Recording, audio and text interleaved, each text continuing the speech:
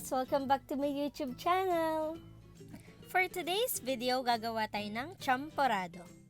Ito yung mga sangkap na gagamitin natin. Glutinous rice or malagkit, pandan leaves, brown sugar, cocoa powder, fresh milk, and evaporated milk. At syempre, kailangan din natin ng tubig.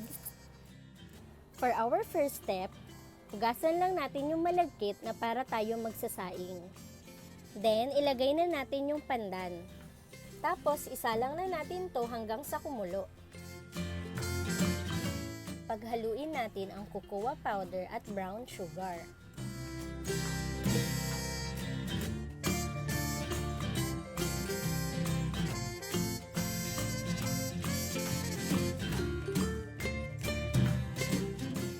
Hello, hello. Hello, hello. Hello, hello.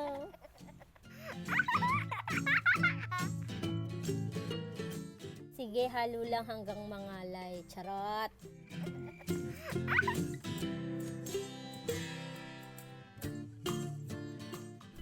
Ngayon, balikan na natin yung pinapakuluan natin. Pag kumulo na, haluin natin.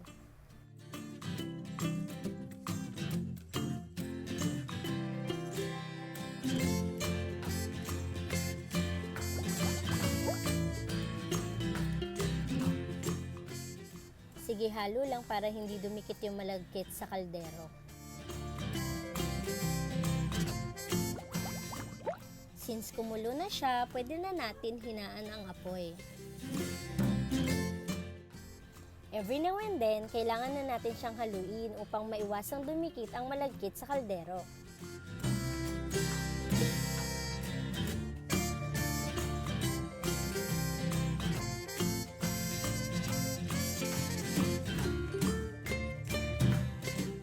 Dahil sobrang lapot niya, dadagdagan natin to ng tubig.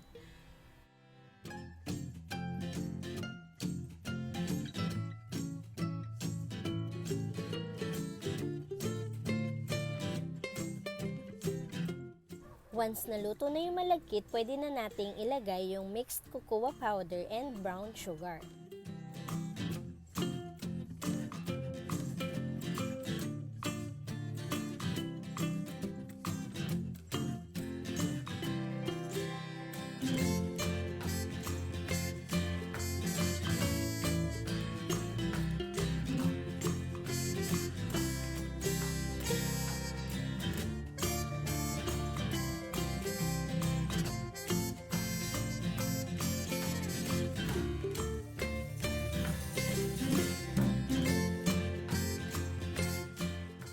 Haluin natin ng maayos para hindi dumikit sa kaldero. Ako, habang hinahalo ko siya, kinukutkot ko yung ilalim.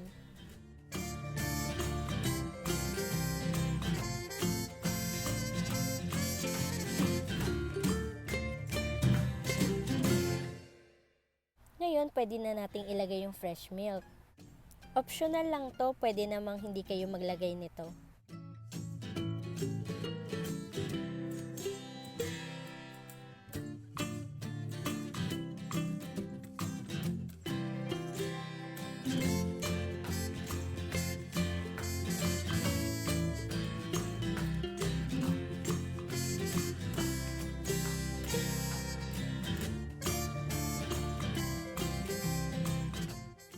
Ayan, luto na siya.